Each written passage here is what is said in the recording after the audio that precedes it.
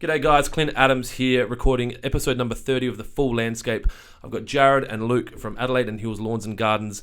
They currently run a business with 30 staff based in the Adelaide Hills. In this episode, we're going to talk about how they've grown the company, that they've grown to the size that it is, some tips and tricks for beginners around, vehicles that they want to be using and tools that they want to be using and software that they want to be using. And the importance of understanding the difference between, your skill sets if you're going to go into a partnership, which is a real big one for me, and I've spoken a lot about partnerships. So sit back, relax, hope you enjoy this one. Y'all ready to turn it up tonight?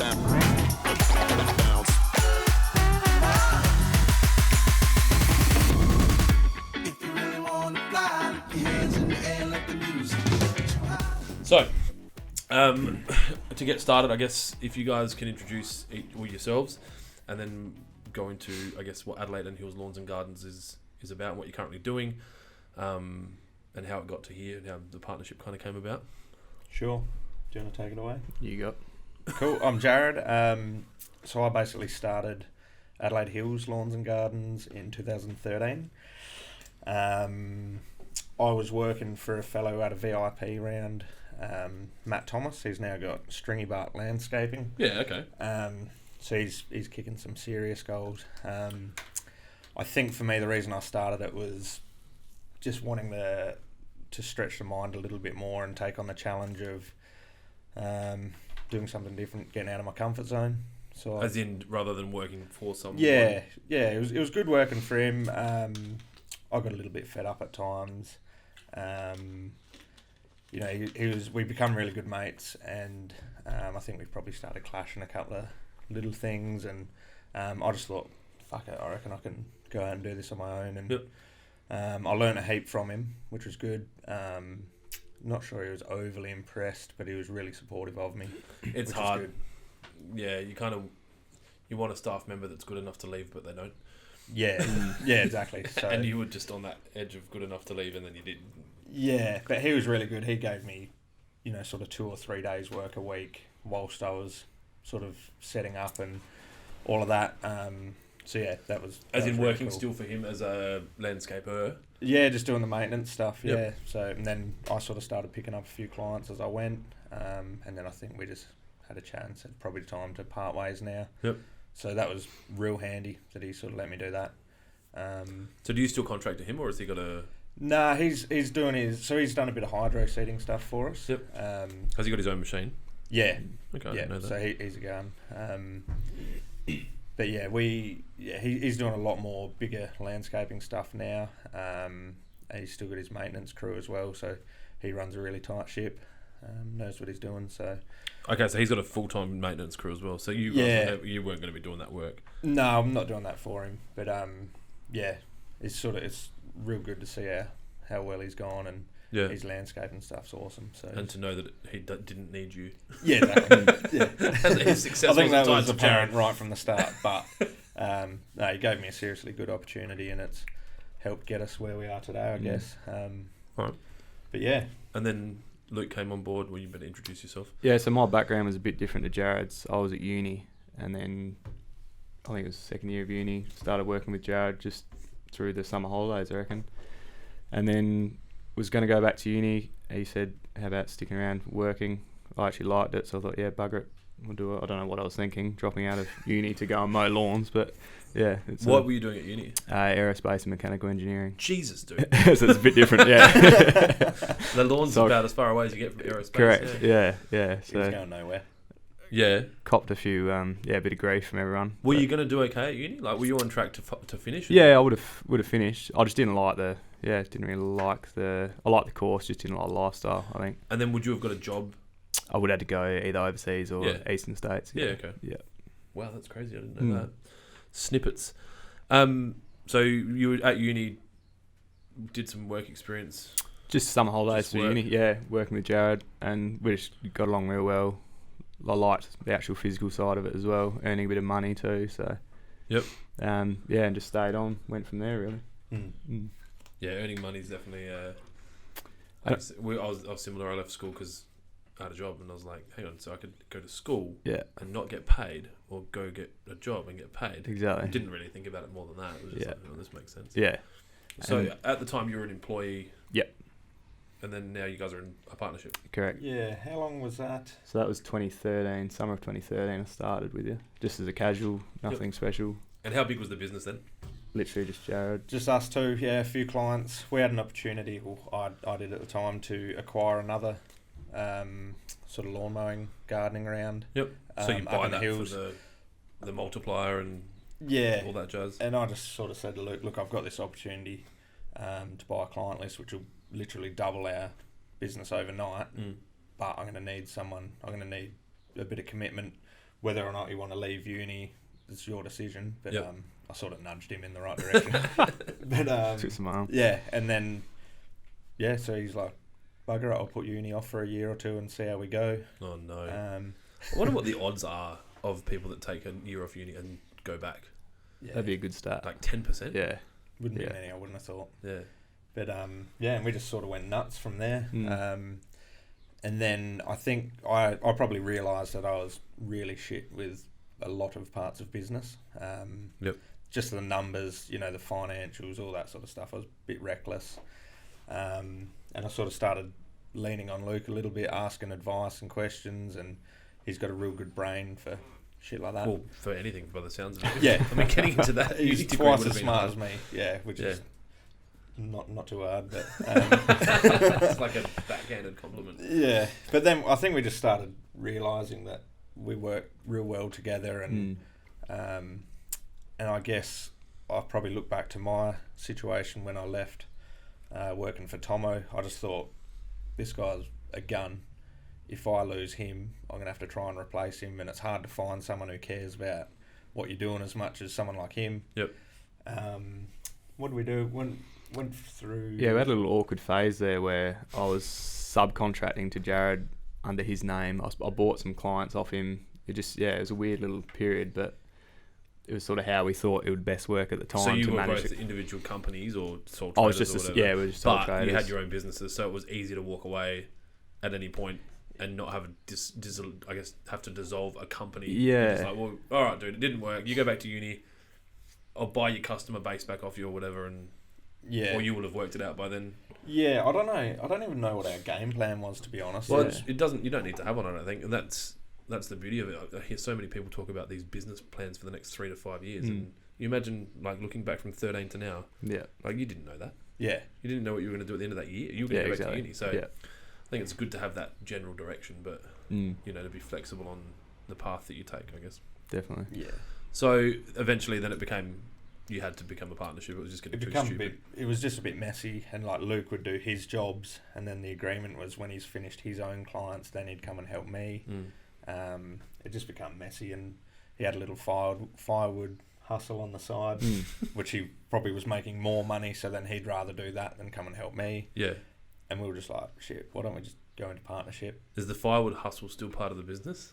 Not as much as what it was back then. Yeah. So you guys were like mowing lawns and then selling firewood. Yeah, pretty much. That's cool. Yeah. And just delivering it, like harvesting it from wherever. And then So my parents have got a bit of land up in the hills there, Yeah. so we were just cutting it off there and flogging it off. So buy the old man a carton of beer here and there to keep He's him like, happy. I And don't care, whatever. he got his winter's firewood There'd and be happy so days. much of that going on. Yeah. That's Yeah. good. I'm asking because of railways. I'm like, where are you getting this Yeah, from? exactly. Yeah. It's Are a you rarity encroaching now. in my Yeah. market? You don't have to worry about it. So then there were two of you, and then I guess tell me about the years that followed. So that was 13, I'm guessing, into 14. Yep. And now we're at 20 nearly. So 6 years. What were your staff numbers like from like 15, 16, 17, 18, 19, 20? Like what was the growth phase? Like, Yep. do you know what I mean? Like was it 5, 10, 18 kind of thing? We were probably, I think the partnership was 2015. Yep. We formed the partnership. Yep. Late. So trading as a partnership or formed a company as partners? Company and partnership trusts. Yep, Yeah. cool. Yeah. Yeah, okay, that makes sense. So we had a young lad, Elmo, Yep. jumped on board. We had a couple of casuals throughout. I reckon by 2016 we had 4 of us probably. Yep. And then we got to a point where I think we wanted to take the next step and get a gun on, but we just still didn't know exactly how big we were going to go or what was going to happen. Yep. We put a few feelers out for like an experienced fella. I reckon we maybe had a couple more fellas join as well. Yep, we would have been up to about 6 by the time. Yeah, and then we had a good mate of mine from years ago. He worked at Adelaide Shores PAC and had his own VIP round years ago. I sort of rung him asking if he knew of anyone that might be interested. Yep. With a little Yeah. elbow in the side. Like you? Yeah, wink, wink, yeah. Yeah. And he took Yep. the bait, which was great. And he's like, what about me? I was Yeah. like, yeah, sweet. That's not at all what I was thinking, but Yeah, yeah. good idea. You're a smart man. So when's this, like 17? Yeah, I reckon pretty late 2017, Yeah. George, yeah. Yep. And he still works with you? Yeah, Yep. so he's an absolute jet. He just Yep. knows everything. Well, because he ran his own business. Yeah, so he's passionate and he just took it from, we started doing irrigation, we started doing lawn renos, Yep. shit that we didn't even think of. We didn't have any machines for that work or anything like that. And it was just like all of a sudden we're offering these things. He's doing quotes with me and people are asking about paving. And he's like, shit, I know how to pave. Yep. So, it just sort of organically grew once we grabbed him. Because you were just saying yes to everything? Yeah, we were Yep. just like, fuck, we can do that We can do that, we can do make that, it we can do work. Did you say yes too much? Probably. We created a fair old mess for Yeah. a while. Because learning to do all of that at the same time can be a dangerous game. I've been there. I remember what it was like saying yes to everything because you're just trying to maintain turnover, and you're like, well, if we say no to this, we might never have it again. And Yeah. Are you saying no more now, or are you still saying yes a lot? We say no a lot now. Yeah. I think we're at the stage now where we're pretty particular with the Like types that point's getting sharp, and you kind of like, yeah, this is what we're at our best. This is where we are in the market, and same. We've got a bit of a no dickhead policy with sort of staff. We've got and to get that also T-shirt clients. made. I did actually have the logo done for No Dicks Allowed. Really? But it's Dick Smith on a shirt with a thing through it. And I said to DK, we can't use that. Can you find me another dick? He's like, well, Moby Dick. I'm like, we can actually put a dick on there. I'm like, no, let's not do that. So that's still kind of in a pot stewing in my head. Pipeline. We'll whiteboard that a bit more, but we'll get you a shirt when that sorts out. Yeah. So at the end of that kind of 17 period, what would you have had 10 staff? Nah, probably 5 or maybe 6. 6. And then 18? End of 18 was up to a dozen, I reckon. now? 13? 30. Yeah. 30. Yeah. Yeah, that's its own. Well, we had lunch for people watching. We had lunch last week, and I'm not at 30 yet, but I'm kind of approaching 30. And we were talking about it's a very interesting number when you get to 30 staff. You kind of like you can't see each person each day. Like obviously through 17, you probably could have spoken to each of your 12 each day. Yeah. And then or 5, you definitely you're always talking to them all day because you've only got 5 people, and you're trying to keep the wheels of finance turning, and everyone's making enough money to make sure that you stay open. And then you kind of get to 12, and you're like, okay, this is different. And then you're 30, like, holy fuck, is this? Did we sign up for this? Yeah. Is there an intention to grow beyond that, or is it now about kind of profiting as much as you can from a 30-person business and doing the best quality work? And we all along we keep saying, all right, we'll just consolidate. Like once we hit 5 staff, like we've got 2 setups going. We'll just consolidate this for a while, bank a bit of cash, and then see what happens. Yep. But we just keep growing. I think probably our mentality as well is we like the challenge of taking on new stuff and growing that side of it. So opportunities just keep presenting themselves, and it seems like the bigger you get, the better the opportunities become as well, and we just keep throwing ourselves at it. I don't think there's anything wrong with that. I mean, provided that you're doing it well and you're doing it right, and the money in the account's staying the same or growing, and that you're, I guess, communicating with all stakeholders well, from your staff to your clients to your partners at home, and everyone's kind of getting the time that they need. Because obviously, I mean, we don't talk about it much here because I try to stay away from family and money when we're talking about podcasts. But there's obviously that whole, oh yeah, I'll see you in fucking 2022 when it's all settled, and it never does. Yeah. So obviously acquiring or employing 30 people, one of the biggest issues that I see in the landscape industry, and obviously in the gardening and maintenance industry, is finding and retaining high quality employees. It doesn't seem like you have much of an issue with finding good employees. What do you attribute that to? Is that, I mean, are you just advertising on Seek, and I think is Jarrad just really nice?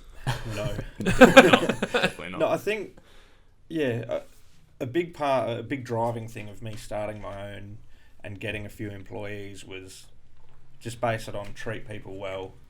If you be a good bloke, give people the right opportunity, look after them, and same with clients really. If you can charge that little bit extra if you doing the right thing and providing a great service. So we just want to create an environment where blokes or chicks can come to work, have a good day, get treated well, get paid for what they're doing, and go. And so I think a lot of it at the start was sort of friends of friends. Like Luke and I played cricket together. Yep, and that's obviously a massive network. Like the sport. Landscapers, it's generally footy. Yeah, there's some cricket pockets. Like I know Yardstick have got like 3 or 4 Redbacks players working for them or something. Yeah. But, there's pockets of different things, but I guess that obviously helps. Yeah, so it was basically a lot of that, wasn't it? Yeah. I guess people here. But then you exhaust that, or are you now pulling from friends of your staff? Yeah, so it started doing that, and then we got this fella George, who's jumped on board. He's sort of from Meadows up in the hills, so we've had probably 5 or 6 different Meadows lads come through, and then for different roles we've advertised on Seek, but we find you're interviewing 20 or 30 or 40 people, and half of them are just they need to apply for a job and they've got no skills, no interest. Yeah. So that's where it gets a bit hard. When I do Seek ads, I'll generally only interview 2 people. Yeah, I'll be able to cull it down. I've gotten to a point now where I can read through them and go, no. You can decipher. Weirdly, I don't even know if I might, like we were joking about before, I probably missed Steven Spielberg's son for Trent's role because I didn't look at them. Like, there's a Seek ad at the moment for, obviously we spoke about it. I'm trying to hire landscapers for landscapers. There's 175 applicants in that pool, and I've looked at 5 and gone, I'm going to call those. I just know. Do you find that the employees that you're getting from the regional parts are better workers for the work that you require? Do they fit your culture better, or is there a difference? I guess people talk about like farm lads that come down and fucking they just work. Like, is that a thing? Got a few, haven't we? Yeah, like they just definitely fucking work. Basically like Luke. Yeah. He's a farm boy. So where are you from originally? In between Nan and Woodside there. So it's mini farm. It's like semi-metro. It's considered like 20 years ago it was. Yeah, that's right. Yeah. Now it's like, oh yes, we've got a property in Nan. Yeah, that's right. Just off the new bit off Bald Hills Road. Correct. Yeah. So, but same thing, just off the farm, and then we've got a couple of blokes that are in the same boat. Yeah. We're no good socially, but we can. You don't need them to talk to people. Yeah. Exactly. They're going to love that. Shout out to you guys. You know who you are. Shit shovelers. They'll be like, I think he was talking about you, Macca. Yeah. Correct. So, obviously, growing that fast, you would have learnt a lot. I'm keen to hear a bit about, I guess, when we record these podcasts, I try to bring value to the people that are listening, and a lot of the audience are guys that are in a similar place to you, but maybe only have 5 staff or don't do maintenance. So, what accounting package do you guys run, and are you happy with it? 0, yes. 0, love it? Yeah. And you got a good relationship with your accountant? Like, is your accountant then looking at that? Our bookkeepers, so we've got an accountant and then bookkeepers separate as well. Yep. And they're unreal as far as that goes. We also run a software that plugs in with 0 called Jobber, which is all our scheduling. So obviously we've got a lot of different, we call them pods, like a ute and trailer out on the road, so to keep track of where they're at and their jobs and that sort of thing. So are they being tracked GPS real time, or are they more just like, we just finished this, or we're just so tracking all time? The jobs are logged into that software, they just complete it, generate the invoice, and then it can be sent from there. So, vehicle wise, what do you run? Like, are you Toyota first, or are you kind of just whatever kind of comes available, and you just, that's good, that's $5,000, we'll buy that? No, we started with the Hiluxes and then went to the Tritons purely because they're a little bit cheaper, better, probably value for money. It's funny when you were talking about people being willing to pay more. It's not about being more expensive; it's being better value. Because I look at that like what we do. We won't be the cheapest, and sometimes we are, and sometimes we aren't. And if we're more, it's 8% or 10%. It's not a big deal. But I think that what we bring to our client base way outweighs the cost difference, and I think that's probably the same 100%. For you guys. I look at Toyota like that. Yep. I guess I don't know how many vehicles you're running, but it gets to a point where if you're trading them in under 100,000, the Mitsubishi's kind of can handle it. Correct. Yeah. We had some Tritons, and they were just falling apart at 100,000 k. So I don't know if you had the same experience, or we haven't got to that point yet. We've got probably 8 Tritons now and a few of the Hiluxes, but the Tritons are all reasonably new. We'll just roll them over. Yep, and you buy them locally from in the hills. Yep, that's cool. Tools, obviously there's, I guess, and I'm not across it, but kind of like Husqvarna and Steel. Like, do you guys tend to run the same blowers and hedge trimmers? Have you got this like? We do have a bit of a thing for that, So our ride-ons, we generally use the Walkers. Yep. Push mowers are the A ride-on called a walker. walker. Yeah. Oh, yeah. Ironic. Yeah. Isn't You it? guys probably haven't looked at it like that, but it's the first time I'm hearing it. Yeah, correct. Our push mowers are all Hondas. Yep. The self-propelled yeah, ones. yeah. They're almost too fast. I've walked behind one of them like, where are we going? Really? Yeah, right. We're Yeah. always trying to beef them up a bit to get some more ground. That might say a bit more. Couple of modifications. That says a bit about my health, I'd say. Exactly.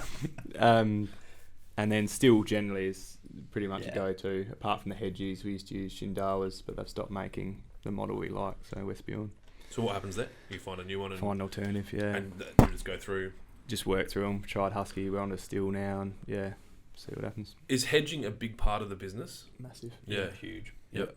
So those kind of cottage garden hedges for miles. Yeah. And I guess what's the tallest hedge that you have that you guys are working on?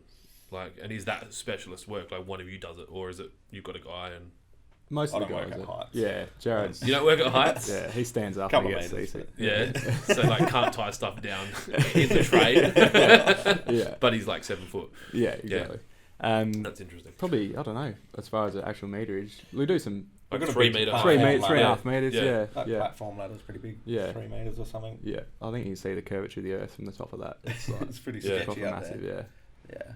And what do you use a normal hedge trimmer for that, or do you have to get like extensions? And Yeah, so just a like your steel combi tool with Yep. an extension pole and Yep. then the extension hedge trim on seen that. some pretty interesting photos on Facebook of like lawnmowers attached to like cranes Yeah. and just like Yeah. swing that. One of the funniest things in New Zealand, we travelled through like I guess regional New Zealand, and all the farming, all the homesteads were hedged, like say that 100 metre squared, and there Yep. was 3 sides of hedges. And they had these massive, like, propeller tractor things that you just drove down the side of it, and the blades were just spinning at So the that's shape yeah, of the actual hedge. like mowers that you cut hay with. They Yeah, just go but up then on the there's- side. And, is that yeah, what it is? Yeah, yeah, That's fucking crazy. yeah. So, obviously, you guys have moved into tree work just recently. Yeah. Is that something that I guess will become a large percentage of the turnover? Like, are you like, obviously, I'm hearing like we've gone into paving, we've gone into this. I'm assuming you're not paving probably like you were with George back in 16, and it's more maintenance now, or is it? No, we've got a full landscaping division now. Yep. So we went through, got the builder's license, all the rest of Yep. it. And that sort of grew from doing little, So someone would say, residential. "Hey, can you fix that Well, driveway or yeah. that path?" And you're like, "Yeah, we Yeah. can do that." basically. And then we had a really good opportunity at Mount Lofty House. They recently built I think 14 6-star villas. Yep. Which Is that even a unreal. thing? What's Yeah, the I don't 6-star? even understand. Yeah, Yeah, that's but fine. anyway, That's Um, their thing.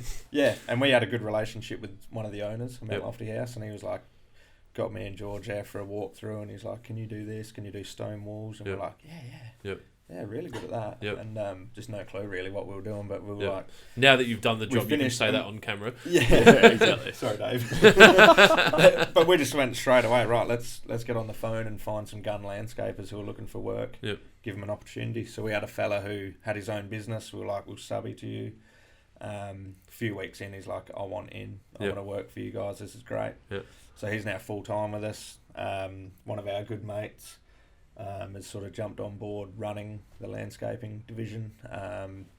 So yeah, it's grown just like that, just through chance and opportunity, and now they're kicking some serious goals. So with the trees, it was more so through our clients kept asking, "Do you do trees? You know, up in the hills there's so many." Because massive I guess trees." you're hedging, so you are cutting. Yeah. You are cutting foliage. Yeah, Now can you cut? and can larger remove foliage. and all that sort of crap. So we were like, "Shit, should we just bite the bullet and do it?" And go buy a tree mulching yeah. truck. So we bought Truck and chipper, yeah. truck and chipper. Yeah, that's right. I'll learn the lingo. and a couple of good climbers, and got another fella now who's running that division. And then just yesterday we acquired another small tree lopping business. So What surprised you about that? Like the acquiring thing, I want to talk about that separately. What I guess when you go into a new territory or you buy a new business, as I've done, there's shit that you're like, yep, this is pretty simple. You buy a truck and you put some stickers on it. What surprised you about going into the tree business that you weren't expecting? Is there anything that kind of caught you out and you're like, oh shit, I didn't think about that? obviously the safety side of it's a bit more severe than just mowing a lawn. Yep. So we were pretty lucky. The fella that is running that division, he had quite a bit of experience in that. Yep. So there's quite a bit more to it than it's well over our heads. But yeah, we were lucky that he's all over it. What else as far as it wasn't? I'm amazed at how good those guys, like the climbers, are fucking jets. And they They're have just- to keep that fitness. Yeah, and they're just goers. They like, you know, I get scared going up a ladder. But these guys are just I've got someone that can help you swinging with that. around everywhere, and Yeah. like, they're just unreal at what they do. Yeah. So yeah, they're just brilliant. So I don't know. I guess for me, I've been out on a few of the jobs and just seeing what they can actually do is pretty awesome. Yeah. So you just said you acquired a business or a tree lopping business. We spoke about that at lunch. I wasn't sure what stage that was at. I didn't want to bring it up without knowing that it's kind of public knowledge now. So you now have a bigger customer base than you once did. Yeah. So what's the go there? You basically grab another company, run it through the AHLG filter, and spit out a more something company, like more in line with what you guys are trying to do. And Basically, yeah. So we were obviously just trying to grow it organically through a bit of advertising and that sort of thing. And then the opportunity come up. It's basically just a client list that we purchased. Yep. He's got a lot of repeat clientele Yep. and that sort of thing. A lot of big and that properties, guy, so- I guess his brain. Exactly. Partially, yeah. Which is a huge part of it for Yep. sure. Yeah. Yeah. So how many businesses have you like? Obviously, you bought the mowing round and the tree lopping. Is that it? There's another one. What? Paris. Oh yeah, Yeah.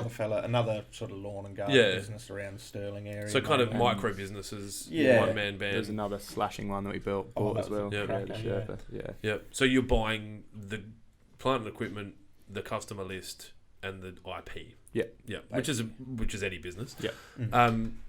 Did they all look the same? Like, did you start? Are you getting better at that? Like from experience? And definitely. Yep. We've learned that once we get a hold of it, you know, a lot of people go out of business. I think, especially in the maintenance industry, because they're so cheap. Yep. And they're too afraid to ask for more money. Yep. And then you just can't live like that. No. I was like that at the start. I sort of priced myself where I thought was fair and in the middle sort of bracket. You just can't live. You know, with all your running costs, overheads, all that. Yep. It's like, fuck, what am I doing here? I'm banging my head against the wall. So I think, yeah, some of these guys we've acquired, they're just really cheap, and so you probably lose maybe 30 or 40% of the Okay. clients, So even that's been consistent. Like, when the new owners, December 1st, it's now $60 an hour. We can't do it for 40 anymore. And then your clients are like, oh no, well, I'm Yeah. not paying that. And then you drop them. It's this very pumpkin plan, actually. Have you read that? No, I haven't. The pumpkin plan? Yeah. You might have No. done that. It's No. very much that. So my 12 immutable laws came off the back of the pumpkin plan. The pumpkin plan, I guess the blurb of it is find your best clients and look after them like crazy and cut off all the small pumpkins. So those pumpkins that you've cut off are the $40 an hour clients, like whatever Yeah. number it is. And now you've got these $60 an hour clients, and then you are now free because the guy that you've hired is not stressed, so he's doing the better work, and then those $60 clients start talking to other $60 clients, and then you've got more $60 clients, and then you might cut off some 60s and start 70s, and it's just about feeding the things that are working. And I don't.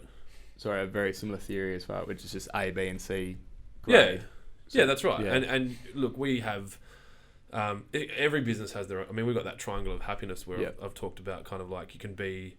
And we had a meeting with my accountant this morning, and he talked about something similar. Like if you've got, you can have 5 points for like price, service, and quality, and you can only allocate 10 points through those three categories. Like, what are you going to be for price? Will you be 2 or 3, and then quality and service will be 5 and 5. And I think our businesses are quite similar in that we try to have quality and service as 5s, and then I said 3.5 for price, maybe 4, because you can't be all. It's just stupid. And, Yeah. and I think you probably need to have 12 points allocated between those 15. But that triangle of happiness we had was that a client either needs to be a good human, pay us on time, or we make good money on them. Yep. So, and you want 2 of those. So if someone's paying you late, you really want to make sure they're a good dude and that you're making some money. Yep. Or they pay you on time and you don't make as much money, but they're a good dude, or they're an absolute fuckwit, but you make a fuckload of money on them, Yeah. and they pay you when they Yeah, take exactly. it. So Yeah. trying to get that, and if you get all 3 of those, they're your A. Yeah. If you get 2 of them, they're your B. Yep. And if you get 1 of them, they're your C. 100%. Basically, how C we do it, clients can Yeah.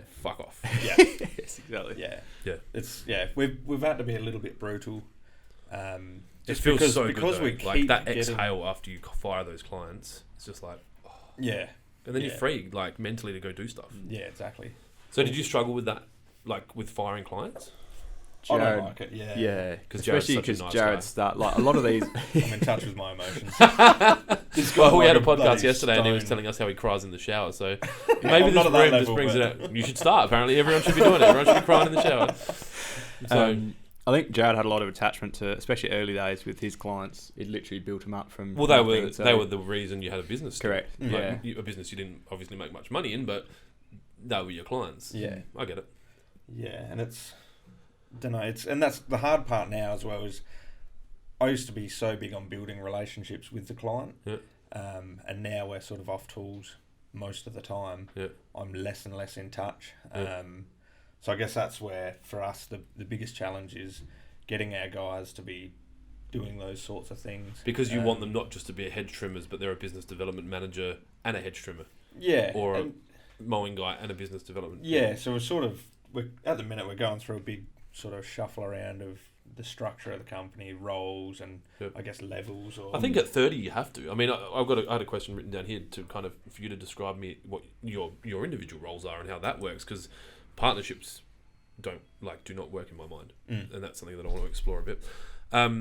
So that you get with that exploring of all the roles, is there going to be some kind of training around client communication? Is that Yeah. is that something that's important? Yeah. Yep. 100%. So we've got this software Luke was talking about, Jobber, Yep. and it's just got some really cool tools in that to be able to take photos of the job, email it to the client through this thing. I was going to say, can you tag the client into the jobs on that? There is a client portal. Yeah, we probably don't Um, use it to its full. Because I said I've got a guy doing some work at my house. I'm like, I would love a message saying our guys will be there at this time. Is that Yeah. fine? And I can just click accept and it's done. I don't need a phone call. I don't need it, but at least it's all tracked in there. And then there's photos of, say, like how the hedge was trimmed last time, and you took a photo of it, Yep. and the client's like, I liked it like that. Do it like that every time. And then you hire a new guy and he just opens it up and goes, And that's how they easy, want it. man. Yeah. That's cool, because then the client sees it, and obviously for new landscapes, here's the plans, here's communication. We can't get that stone. These are the samples, and you can yep. Like, I think Yeah. that would be unbelievable. I didn't know if Yeah. an app existed for it. So Yeah, it's cool. And then we work on massive properties, so and a lot geographically, of our clients, like like huge properties and sort of extensive gardens, and a lot of our clients are really busy people, so they can't always get home and see exactly what we've done. Yep. So just things like taking a photo of this area and write them a note to say, look, just to let you know, this is what we did today. Yep. Here's before and after, and Yep. just so they know, shit, these guys know what they're doing. Yep. They're busy. How good. Yep. Well, it gives them an opportunity to ask you to do something like, oh, dude, I didn't really want that. Can you fix that? Yeah. While you're still there, rather than you getting a call at 6 o'clock at night, like, hey, I've just got home. What's going on with this? That was not how I meant for it to happen, and you've got to go back there and deal with it, or Yeah. I don't think there's any. I don't think there's an over communication issue in any of that. Yeah. If it's your house and these guys are working there, there would be no amount of information that would be too much for me. I'd be like, cool, Yeah. thanks for the 400 photos. Like, I'm not going to look at all of them, but Yeah. it, At least I know. it shows me that you guys cared enough to do it. And so, so what's at the moment? Is there no structure underneath you guys? Like, well, there is, but it's just loose. It's loose. Yeah. Yeah. Yeah. I mean, we've So got we're our maybe- general leaders, haven't we? So we've sort of got division leaders and then some leaders. And a division within is like maintenance, maintenance, trees, Yep. landscaping. Yep. Okay, and that's it. There's commercial and Slightly. residential Yeah. maintenance, and then we've started like a turf and irrigation crew, Yep. which I guess is a Yeah. different division. Subdivisions. Yeah. And that's Yeah. even that in the way you said that. Like, I guess, like, how are your guys? Yeah, supposed to, so- if you don't know, like, how are your guys Yeah. supposed to know? Yeah, and that's where it is a little bit messy because it's grown so much in probably Oh, you're what, preaching 12, to the 18 choir, man. months. I Yeah, have it's like none of that. yeah, It's hard to find balance between when you're growing rapidly to make enough money to keep growing rapidly, and then still tick all those, I guess, policy procedural boxes and Definitely. like org charts and all the shit banks want when you need money. yeah. So, what do you have a business card? Yep. What's your title on your business card? Director. Director, maybe. Same. Yeah. So, if you had a position description, what would your position be within the business? Just like, do you know? I guess Yeah, I can hate you all see that where I'm crap. going? Yeah. So- yeah. No, fuck that stuff. I don't have it either. But like, look, I take care of business development and social, and my admin takes care of the kind of more accounting and stuff, you know, it sounds like rawly people with numbers, or I don't know if that's fair. It's but pretty fair, and it's more so Jarrad's skills are my weaknesses and vice versa. So, and also Jarrad's probably the main, as much as we're 50-50 in partnership, whatever, I still see Jarrad as the sort of leader sort of thing as well. And which, okay, so he could be like a CEO of the company. Correct. If you got that stupid. If you had to be, Yeah, and then you've got a role in the business as a finance officer. Basically. If that's fair. Yeah. I think, Luke's probably more behind the scenes. He's a lot busier than me. Well, you said to me something funny that you've got a client that said that they didn't know you were a partner. That you didn't have a partnership. Yeah. Like, and which is interesting. It was actually, I caught up with Aaron from Outside Ideas, and he was the one. We've been doing work for those guys for a long time now, good few years, and a really good relationship with them. And he was like, fuck, I didn't even know you were in a partnership. Yep. So I guess that's a testament to Luke, who's happy to sort of be behind the scenes. You don't need to have that, That is it. Start with why. How you got to. Basically, I'm the why guy. This is what we're doing. I'm going to grow and do that. And then Luke's the how guy, who sort of has to pull me back a bit and go, hang on a sec. For that to work, we've got to put this, and this I've got in about place. 6 how guys. It's basically we've got. I call them babysitters. Yeah. To stop me from doing stupid shit. We've got Kylie in the office now, and I think she's sort of like, calm down a bit, Jarrad. Like, you know, which is great because it's sometimes I do need to slow down and whatever. But we've got sort of, you know, between you two, George, Clint, everyone sort of. You've got a Clint. Holds me back. Yeah, we've got a Clint. It'd be the best. Not really. No. What's in a name? Where was I going? So I guess they're your loose job roles. If you this is something that I was thinking of before. I guess what would be a piece of advice that you would give to people that are looking to be employed in your company, like, or a piece of advice for employees that potentially are working in the maintenance world? I reckon as far as if they're applying for a job? If they're applying for a job, or even if they work somewhere else. So like for me, it would be like, you know, for here, don't underestimate what getting to work 10 minutes early means to a director, or just that kind of shit. Like some tips for people that are employees of your company, because you can't actually go say these to these guys, but this is just general advice. Or like, you know, staying back and getting the job done means a lot to us. Or, you know, pissing on a fence in a backyard is not really ideal for the image of our business. Whatever it is. I think you're all over this. You're like, here you go. I don't know. You work it out. Yeah, correct. For us, it's just be a bloody good person. Yep. If you're a good bloke or a good chick or whatever, and you work hard, you're willing to learn. Yep. You know, we'll definitely look after you. Yep. So it's sort of, we're big on that, the trust thing, and you scratch our back, we'll scratch yours. I think you know, we're not fucking rocket scientists here. We're mowing lawns, we're trimming hedges, slapping a few pavers down. Yep. We know it's not solving the world's problems, so at least be a good bloke, enjoy what you're doing. We'll make it as enjoyable for you.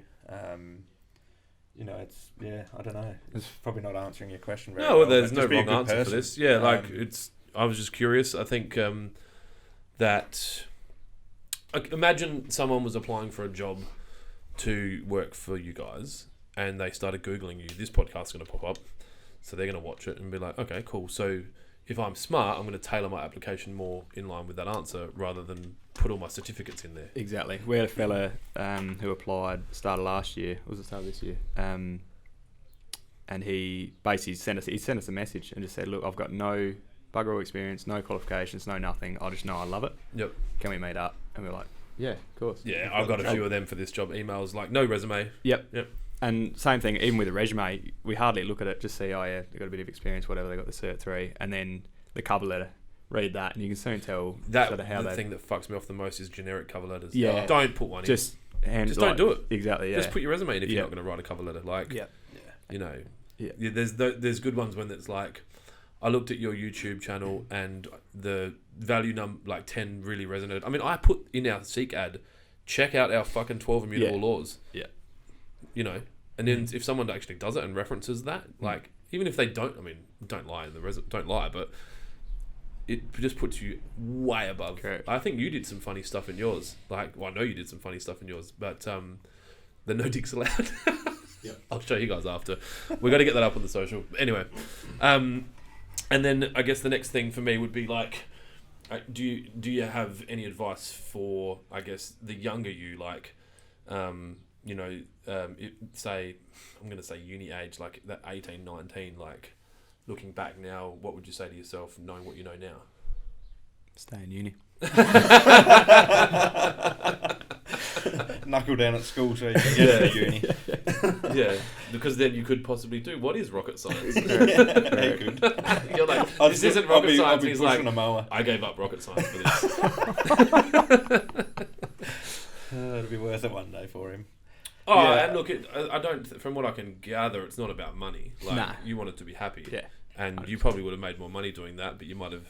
Who knows what those sliding doors moments are where you had to move to fucking Europe and Exactly. you know you didn't get to spend time with a family member, and then they passed, and you were like, oh shit, I didn't. Yeah. You know, like you never know. Like Yeah. you've done what you did. You get to stay close to, I guess, what's important. You both live up in the hills. Yeah. Yeah. So, what was your advice? Is get out of school quickly. No, mine would be knuckle down at school so Yeah. you can get into uni. But no, probably. Oh shit. Well, I mean, you've got kids. Do you want you want your kids to go to uni?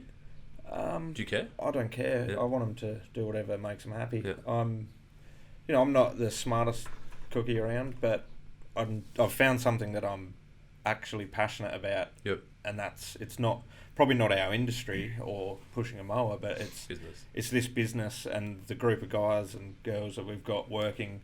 Yep. So I think just finding what you enjoy doing. I can't think of anything worse than going to a 9-to-5 job that you don't like, Yep. that you can't stand talking about, and being with people you don't enjoy being around. So Yeah. for me, it's find something that tickles your fancy, and then you never know what can happen in it. I was sort of half told by some people, some close to me as well, not to go into business or just be very careful because how you're going to get it off the ground Which and is things like that. Their negative experience, not yours. Exactly, and I hate that. you're listening to people. Well, you've got the option to either listen to these people that haven't done it, Yeah. or Who know everything about it. or you can learn from books and other different things that you follow other people and you think, shit, well, they've just had a crack, so maybe they're the people I'll listen to. So yeah, I'm just happy that I didn't listen. I blocked a lot of stuff out and just gave it a crack. If it didn't work, you get a job elsewhere and start again. It's Australia, So- man. You don't even need to get a job and get the doll. Yeah. That's actually exactly what I was going to say as well. Is just don't listen to people. I think deep down I knew I didn't want to do uni, but I was just listening to parents, friends, whatever, saying, you got to do that. And then same with a lot of decisions we've made in the business was against the general flow of what people thought. And it has some, obviously we stuffed up, whatever, but the majority, I think, deep down sort of we knew what was Yep. right and backing ourselves in, I think. There's a quote from a guy called Matt Higgins who's connected with Gary Vee. I think he might be the CEO. He was on Shark Tank, and then he does some public speaking. And he said, "Don't outsource your judgment," which has been a massive one for me, to the point where I'm probably going to get it tattooed on me, because it's like, for so long I listened to other people's opinions about what I should be doing. Yep. Now, I still think there's a lot of value in listening to other people's opinions about what you should be doing, especially if you pay them $400 plus an hour to give you an opinion, but you still need to make the decision that's right for you. And like you just said, you might have made some wrong decisions, but they were your decisions, so it's much easier to sleep at night knowing that you fucked up rather than you fucked up because someone told someone you to else's. do it. Yeah, So exactly. I think there's good value in that. So the partnership thing, like I've pretty publicly talked about how I think partnerships are destined for failure, and the podcast we had yesterday with Reese, what did he have? 3 partnerships that had failed, and he's like, no more fucking partnerships. I guess, when do partnerships work and when do partnerships not work?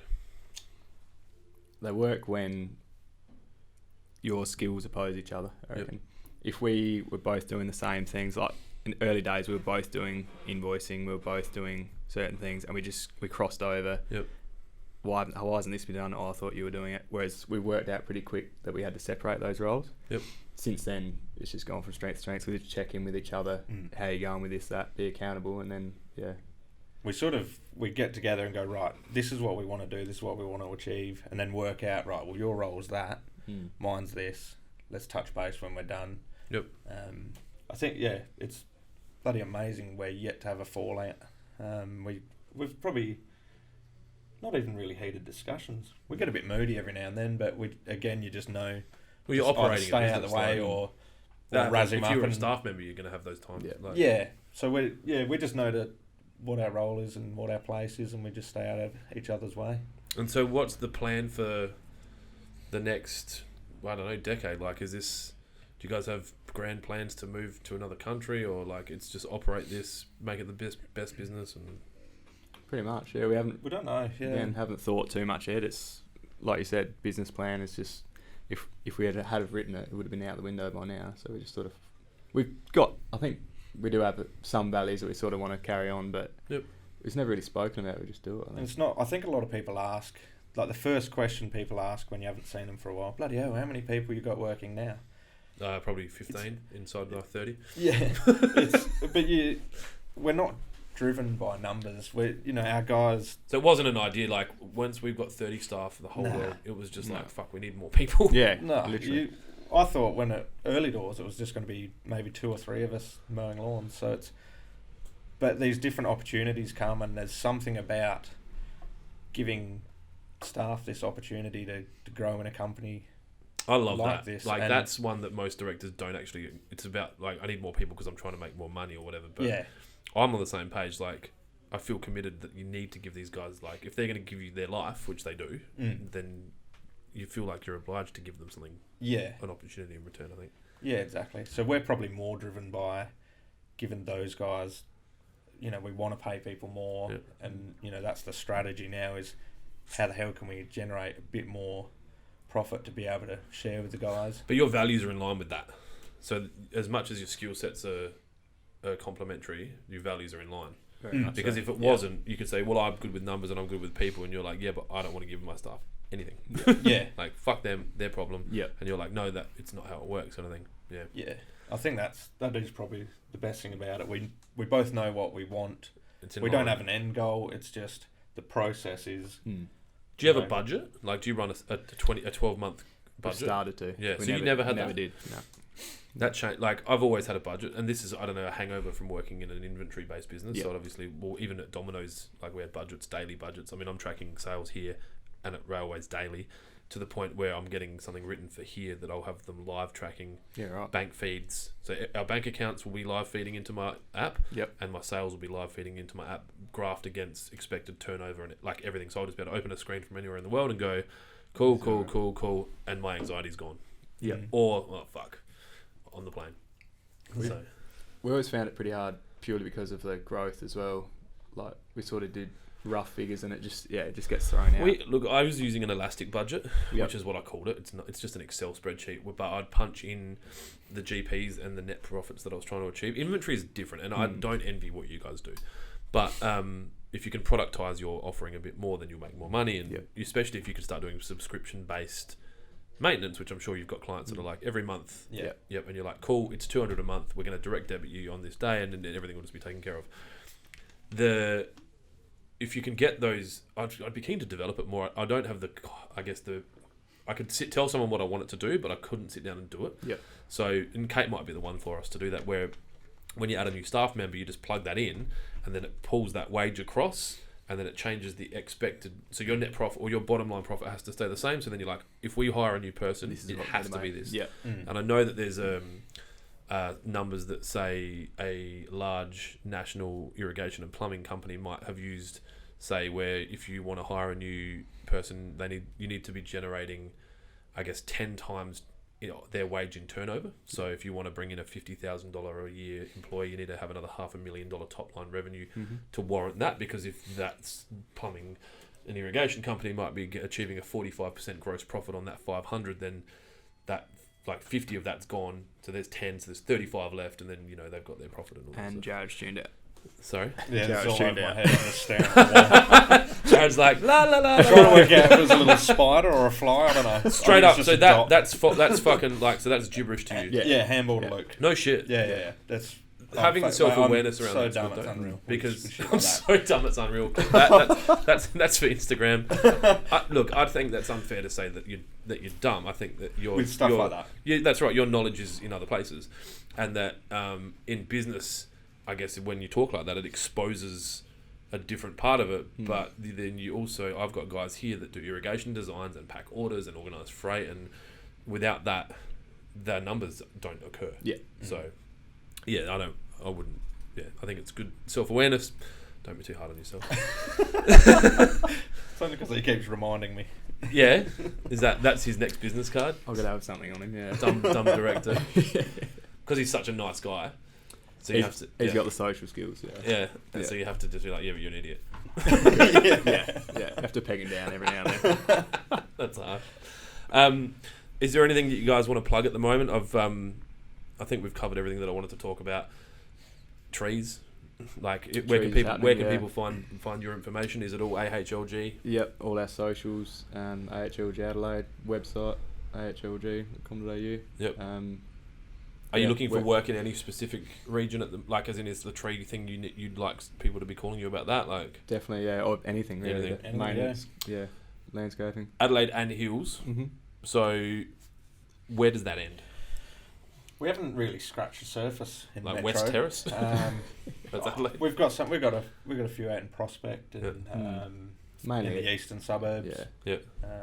Yeah. The commercial boys go everywhere. Commercial boys are all over the place. But So you'll be maintaining. If you say for Outside Ideas example, you used that name before. If they've got a job wherever, like the maintenance contract, you'll just that's part within of the reason. Yeah. So not Port Lincoln. No. Yeah. Is it good fishing there or something? Yeah. eh? There's a lot of work. There's a lot of work happening out there. You could probably cruise through Port Augusta and Whyalla and go all the way off to Port Lincoln and turn it into a week of fishing. Send a couple of boys. Well, you send the boys in the ute and you take the boat. What a bit of go. Yeah, that sounds good. Right, that into your buddy. That's right. So, all right. Thank you so much for spending the time with me today, guys. Appreciate it. Cheers, Hope you had some fun. Yeah, No worries.